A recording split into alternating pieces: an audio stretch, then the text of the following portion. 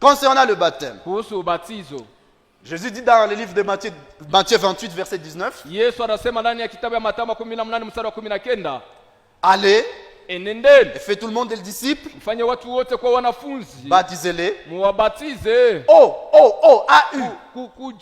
jina Au singulier, jina moja au nom du Père, kwa jina la Baba, du Fils Mwana et du Saint-Esprit. na Roho Mtakatifu. Après l'effusion du Saint-Esprit, Kisha Roho Mtakatifu kumwangika, ils ont eu la révélation. wakakuwa na ufunuo. Je m'imagine à Jérusalem, Nafikiria Yerusalema, les apôtres étaient là. wamitume walikuwa pale, Les clés du royaume funguo ya ufalme étaient remises entre les mains de Pierre. ilikuwa imepewa njo Petro. Alors, Sasa après la prédication de Pierre, kisha mahubiri ya Petro, les gens demandent, watu wanauliza que ferons-nous? tufanye nini? Et Pierre leur répondit, Na Petro anawajibu,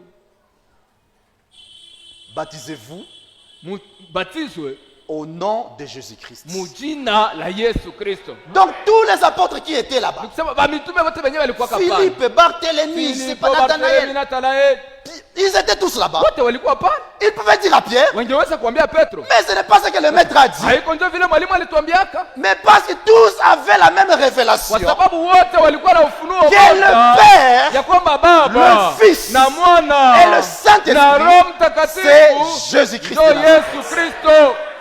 Amina. Amen. Amen. Voilà pourquoi vous remarquerez, Ndio kwa maana mtatambua dans Acte 2, verset 38, ndani ya Matendo 2:38 à Jérusalem, pale Yerusalemu, Pierre a baptisé au nom de Jésus-Christ. Petro alibatiza mujina la Yesu Kristo. Dans le livre de Acte 8, Ndani ya Matendo 8 au verset 16, mstari wa 16, Philippe a baptisé au nom du Seigneur Jésus-Christ alibatiza kwa jina la Bwana Yesu Kristo en Samarie. pale Samaria. Dans le livre Mukitabu de Acte 10, ya Matendo 10 au verset 47, mstari wa 17, mon frère, ndugu yangu, dans la maison de Corneille, munyumba ya Cornelio, Pierre vivait Petro alikuwa anaishi à Joppé. pale Yopa. Joppé, c'est Jaffa actuellement. Yopa ni Jaffa leo, Une ville qui se situe juste au nord de la bande de Gaza. mji jina kwa kaskazini ya Gaza. Il a engagé un voyage Kamata safari pour aller chez Corneille, juu aende kwa Cornelio qui vivait à Césarée mwenye Maritime. alikuwa anaishi kule Cesarea Maritime. Il était là-bas. Alikuwa kule Il a prêché l'évangile. akahubiri Et les Injili gens étaient baptisés au na nom de watu Jésus-Christ. wakabatizwa kwa jina la Yesu Kristo.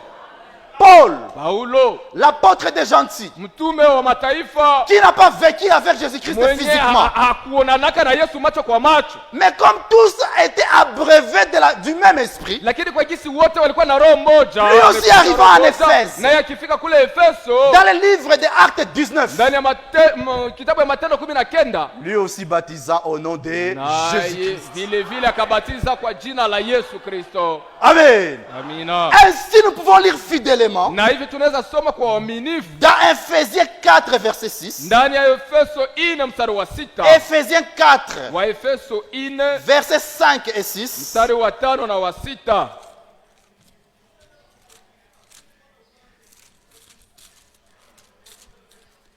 Lisons fidèlement. Tusome kwa uaminifu.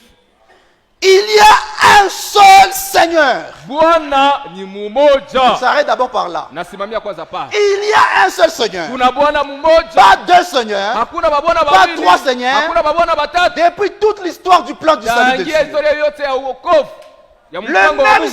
Le même Seigneur Ule Bwana qu'Abraham avait vu ambaye Abrahamu alionaka parmi les chaînes de Mamoré. mule mbilima ya Mamure, Dans le livre de Genèse 18. ndani ya kitabu ya Mwanzo 18, Le même Seigneur ule Bwana qui apparut à Moïse mwenye alionekania Musa dans le buisson ardent. kwenye kitego na waka moto, Le même Seigneur ule qui Bwana apparut encore à Abraham mwenye alionekania kwa Abrahamu dans le livre de Genèse 14, verset ndani ya 18. kitabu ya Mwanzo 14 mstari wa 11, Sous le nom de Melchisedec.